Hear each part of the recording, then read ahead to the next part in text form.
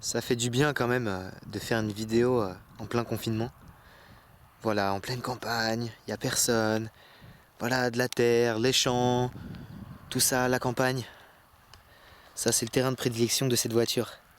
Eh bien, salut à tous les amis, aujourd'hui on se retrouve pour une toute nouvelle vidéo. Eh bien aujourd'hui, je me suis promené avec cette Volvo XC70 qui est donc mon véhicule personnel. Voilà, c'est ma voiture perso. La fameuse Volvo de ma chaîne qui a désormais 537 000 km. Voilà, j'ai fait 2000 bornes depuis que j'ai cette voiture. J'en ai fait l'acquisition à la fin du mois de septembre. Vous vous souvenez, j'ai fait une vidéo le jour où j'ai acheté, voilà, où j'ai commencé dans un McDonald's. Voilà quoi. Donc cette fameuse voiture, eh bien aujourd'hui, je tenais à vous faire une vidéo de présentation complète. Donc le moteur, les équipements et bien plus. Voilà. Donc, pour commencer, voici les clés. Elles sont pas belles ces clés, non mais franchement, regardez ça. Juste ma chaussure qui se barre un petit peu en cacahuète. Voilà, alors, différents boutons très intéressants. Donc, fermeture, déverrouillage. Ici, c'est pour allumer les feux. Voilà, on voit un petit peu les veilleuses, elles sont allumées. Ici, c'est pour l'ouverture du coffre à distance. Et ça, c'est l'alarme. Ah, pas l'air de marcher. Ok. Ah. Oh la vache. Faudrait le mettre au montage. Ça m'a fait sursauter tellement elle est forte cette alarme. Voilà. Donc du coup, vous inquiétez pas, le bruit que vous avez entendu, en fait, c'est parce que je dois remplacer mon klaxon qui commence à être en fin de vie. Donc il va falloir que je remplace le klaxon. C'est pour ça que c'est un petit peu dégueulasse. Et regardez ce qu'il y a là-bas. Non mais regardez, franchement. Regardez ça. Si c'est pas beau ça, c'est beau la campagne. Donc, du coup, le Volvo XC70 Cross Country, c'est un véhicule qui est apparu en 2000, lors de la toute dernière génération qui arrivait en 2000 à l'époque, du Volvo V70, donc le fameux break de la marque suédoise. Donc Cross Country, c'est l'appellation pour la carrosserie tout-terrain. Et XC en fait chez Volvo, ça veut dire 4 roues motrices. Voilà, donc c'est d'ailleurs pour cette raison en fait qu'il s'appelle XC70. Tout simplement parce que c'est un break surélevé 4 roues motrices, concurrente directe de l'A6 Allroad, Audi A6 Allroad, pardon, et bien d'autres encore. Je pense qu'à mon avis, il doit y avoir d'autres modèles similaires qui doivent faire concurrence à cette Volvo XC70. Donc vous vous souvenez de l'intérieur, intérieur classique, un marron, touche de bois. On est sur la finition summum. Voilà, donc siège électrique, des véritables fauteuils, même pas parler de siège, ce sont littéralement des fauteuils. Voilà, donc vous vous souvenez de l'intérieur, du coup, de cette fameuse voiture. Voilà, hop, inutile de vous préciser un petit peu les équipements, je vous avais déjà fait une vidéo dessus. Donc on a ici la boîte automatique Geartronic à 5 rapports, gestion à l'ancienne, avec variateur, du coup le système audio d'origine, la climatisation d'origine, les sièges chauffants, l'écran GPS qui ne marche pas, voilà, mais elle a le GPS. Alors du coup on va démarrer le 5 cylindres. Alors à chaque fois que je démarre ce moteur, franchement, ah là là, je suis refait, vraiment, parce que c'est un moteur qui ronronne tellement bien, on n'a pas du tout l'impression qu'il fait 537 000. Vous avez vu, 537 275 km. Hop, voilà. Donc en fait, il y a juste à tourner la clé, pas besoin d'appuyer sur la pédale de frein comme sur la plupart des voitures classiques en boîte auto. Et voilà, elle démarre. Alors j'aurai aussi les bougies de préchauffage à prévoir, et dès qu'elle a 540 000, hop, une vidange. Donc comme je le disais, le klaxon il est quasiment HS. Voilà, là j'ai un klaxon de 208. Voilà. Donc du coup, volant à direction assistance hydraulique, donc qui est réglable en hauteur et profondeur via cette commande juste ici. Donc on a les commandes classiques, voilà, donc régulateur de vitesse, le téléphone. On va allumer les xénons, on va allumer tous les feux et puis on va faire le tour de la voiture du coup. Hop, donc les anti-brouillards, les pleins phares, hop, voilà, ils sont allumés, et les warnings. On va ouvrir le capot parce qu'on va regarder aussi le moteur. Hop, voilà, le temps que je trouve la commande, et on va faire donc le petit tour extérieur de cette voiture.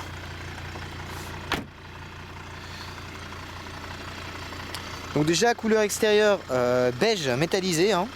Donc comme je l'ai dit tout à l'heure, on a la carrosserie Cross Country du coup surélevée. On a des jantes de 16 pouces, ouais c'est ça, 16 pouces. Et il va falloir aussi que je les rénove, ça va arriver parce qu'elles sont quand même oxydées. Et je vais être bon à mon avis pour faire les 4. Voilà, donc là pareil, cette jante aussi elle commence à s'oxyder. Mais après vous l'avez vu, hein, elle présente vraiment très bien pour son âge. Donc tous les feux fonctionnent, hein, comme vous pouvez le voir, hein. Tout fonctionne, il n'y a pas de souci. Et donc bah là, le moteur du coup, le fameux moteur que j'aime tant, le voici. Alors, je tiens à préciser quand même, c'est le moteur d'origine, hein. Voilà, c'est bel et bien le moteur d'origine qui a fait les 537 000 km. Donc là, on a le 2,4 litres diesel 5 cylindres en ligne, et non pas en V comme j'avais dit la dernière fois. Voilà, c'est pour ceux qui ont suivi la vidéo de présentation et de conduite de cette Volvo. Donc c'est un moteur qui développe 163 chevaux, voilà, et un couple gigantesque de quasiment 350 Nm. Voilà. Donc la vitesse maxi de cette Volvo est de 180 km/h ou 190, je sais plus exactement, mais il me semble qu'elle peut aller même un tout petit peu plus vite. J'ai pas bien regardé au niveau des informations. Donc c'est un 4 roues motrices, hein, voilà, comme je l'ai dit tout à l'heure, bien sûr.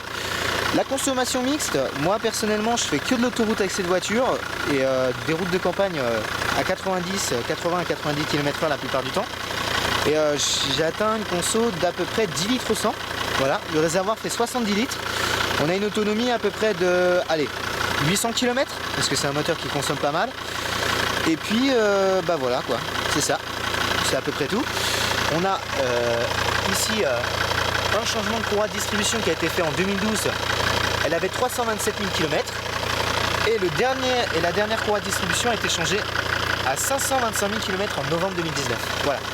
Donc entre temps elle n'a pas énormément roulé. C'était voilà, c'était vraiment je pense les derniers kilomètres que l'ancien propriétaire faisait avec cette voiture. Donc en fait la courroie de distribution a 12 000 km. Donc elle a été remplacée très récemment. Bah, pour faire une vidange très simple, hein.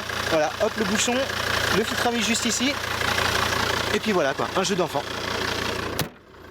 Ah et puis même quand le capot se ferme, oh là là j'adore.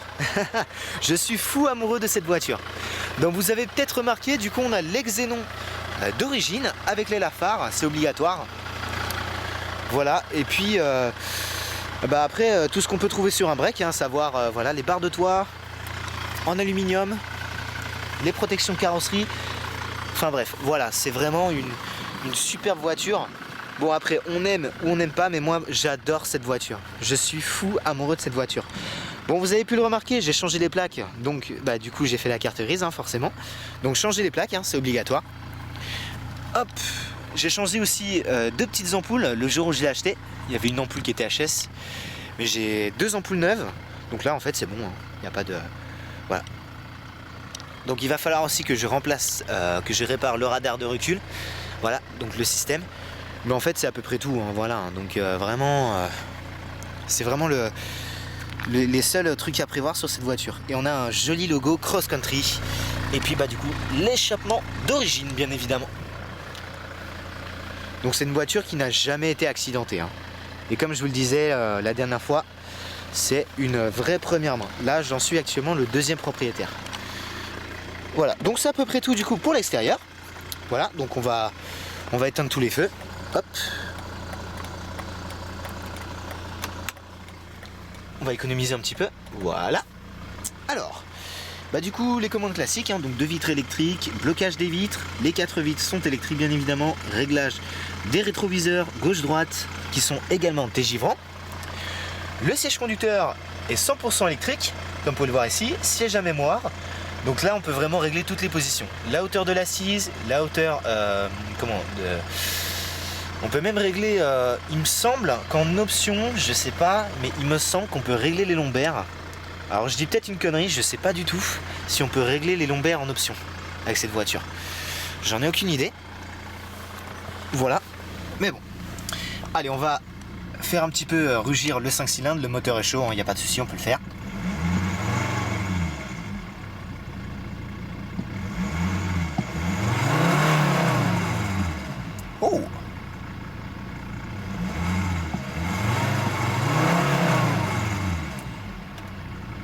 Ça fait vraiment un beau bruit, hein, le 5 cylindres, n'empêche.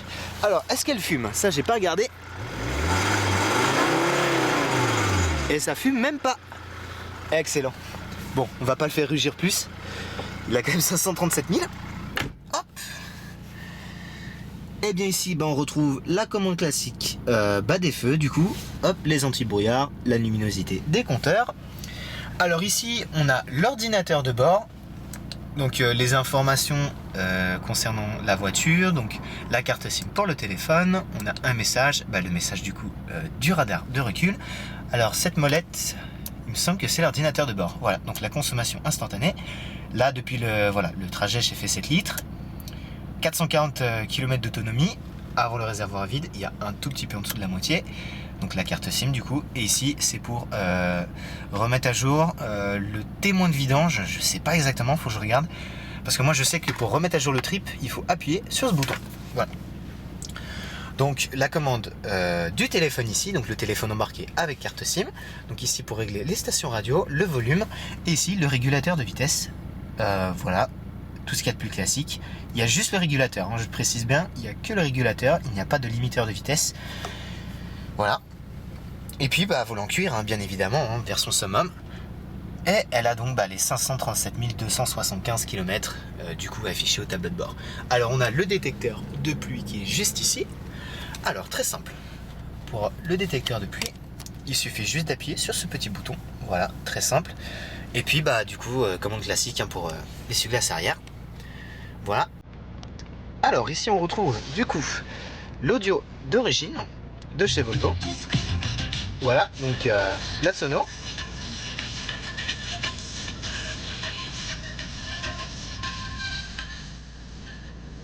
Voilà, donc ici la commande du téléphone, donc pour composer le numéro, il est actuellement actif, mais il marche pas. Bon.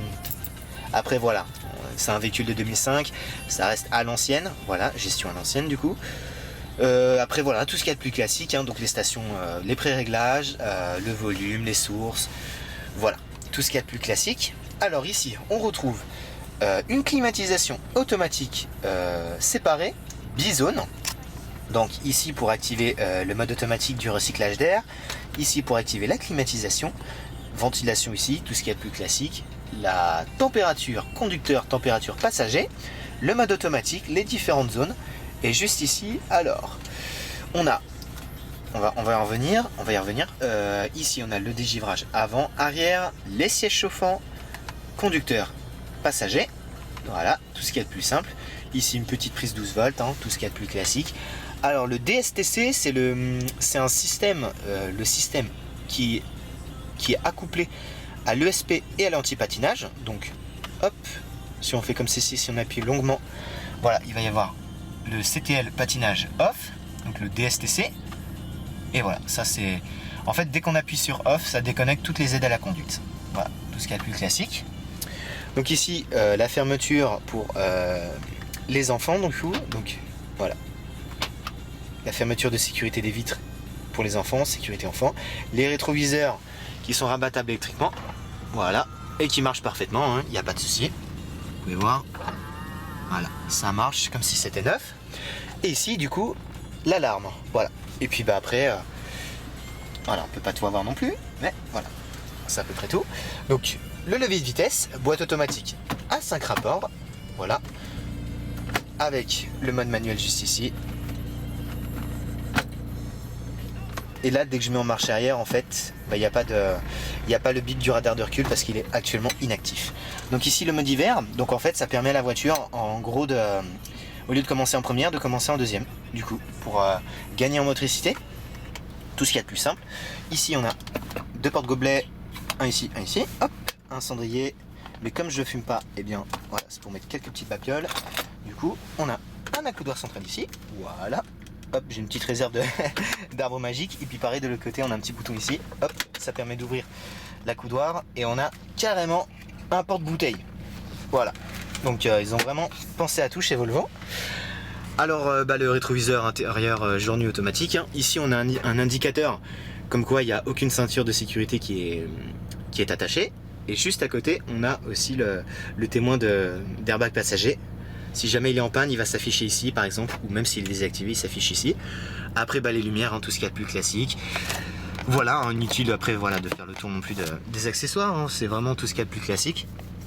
Et puis pour terminer, hein, la qualité des matériaux est tout simplement irréprochable. Hein. Voilà, on a vraiment des plastiques durs quasiment partout. Hein. La finition est franchement de très très bonne qualité. Pour un véhicule de 15 ans, c'est assez bluffant. Et c'est un intérieur, comme je le disais dans l'ancienne vidéo, qui a extrêmement bien vieilli. La visibilité arrière est tout simplement excellente. Voilà, on a des surfaces vitrées quasiment partout. On a un haut-parleur au plafond ici. Et regardez, même le ciel de toit est vraiment nickel. Ça se voit que c'est un véhicule qui a vraiment été extrêmement bien entretenu dans le passé. Voilà, donc bon, maintenant on va éviter de consommer du gazole pour rien.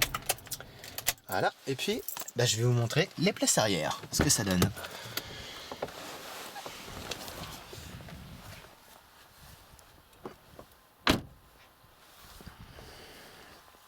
Donc on va monter aux places arrière.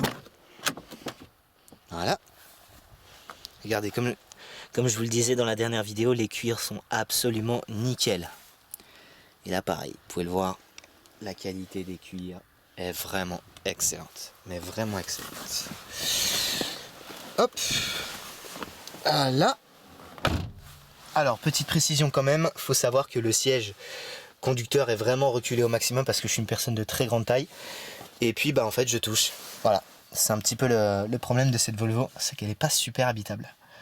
C'est vrai que par rapport à la longueur de la voiture, c'est assez surprenant. Mais là en fait on a de la place, hein. C'est juste que voilà, comme le siège il est reculé à fond, du coup on n'a pas beaucoup de place. On a une petite prise 12 volts ici, voilà, et ici, voilà, pareil, un petit cendrier ou un rangement. Voilà, tout ce qui est plus classique. Alors cette cage, à mon avis, ça devait être, voilà, je pense pour un chien ou tout ça, une cage de sécurité. Et puis ici, on a un accoudoir central hein, avec un rangement, voilà, tout ce qu'il y a de plus classique. Et puis des portes gobelets, voilà. Vraiment tout ce qu'il y a de plus classique dans une voiture. Et puis du coup, le tableau de bord de cette fameuse Volvo XC70. Voilà, du coup. Et puis je vais vous montrer le coffre. Oh, même du mal à sortir, tellement c'est pas habitable. Voilà, c'est bon, j'y arrive.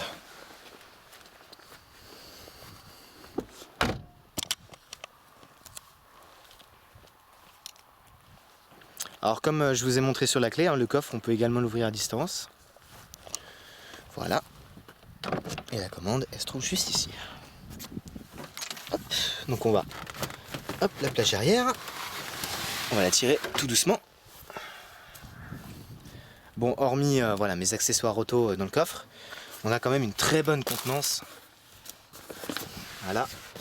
Chaque passionné d'automobile possède sa crème cuir pour entretenir ses cuirs, et puis voilà, des moustiquaires, et puis quelques petits produits d'entretien. Voilà, alors, contrairement aux idées reçues, on n'a pas de roue de secours. Et la batterie, elle se trouve juste en dessous en fait. Juste en dessous ce compartiment. Alors il me semble qu'il faut soulever ici, et encore soulever ici, et là on a accès à la batterie en fait. Voilà, tout ce qui est de plus simple. Alors je n'ai pas précisé, mais à l'arrière on a quand même une petite prise 12 volts, voilà. Et puis ici, une boîte à fusibles. Voilà, tout ce qui est de plus classique. Je crois que c'est cassé, bon c'est pas grave. Voilà, faut pas oublier qu'elle a quand même voilà, 537 000 quand même, hein. Donc il peut pas, tout ne peut pas être parfait. Mais globalement ça va.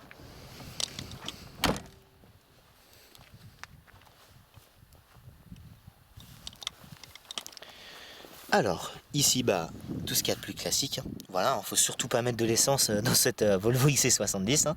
C'est bien noté ici, diesel. Et puis, comble du luxe, hein, on peut également regarder la pression des pneus, du coup. Donc si jamais vous aussi vous avez acheté un Volvo V70 ou XC70, et sachez que voilà, si vous cherchez à voir quelle pression de pneus exacte il faut mettre, il faut regarder voilà, au niveau de la trappe à essence. Alors c'est une voiture aussi, j'ai pas précisé, mais elle a 8 airbags de série. Faut savoir que chez Volvo, niveau sécurité, ils sont au top du top. Hein. Et puis du coup pour finir, hop, voilà, on va faire le passager. Donc là voilà, pareil. On a juste le siège conducteur qui est électrique. Voilà, le siège passager, lui, est simplement électrique, mais sans mémoire du coup. Et ils sont vraiment enveloppants. Regardez, la qualité, regardez l'état des cuirs. Elle est juste magnifique, magnifique. Donc on a la boîte à gants ici. Voilà, une très bonne contenance. Hein. Et puis voilà quoi. C'est à peu près tout du coup pour cette Volvo XC70.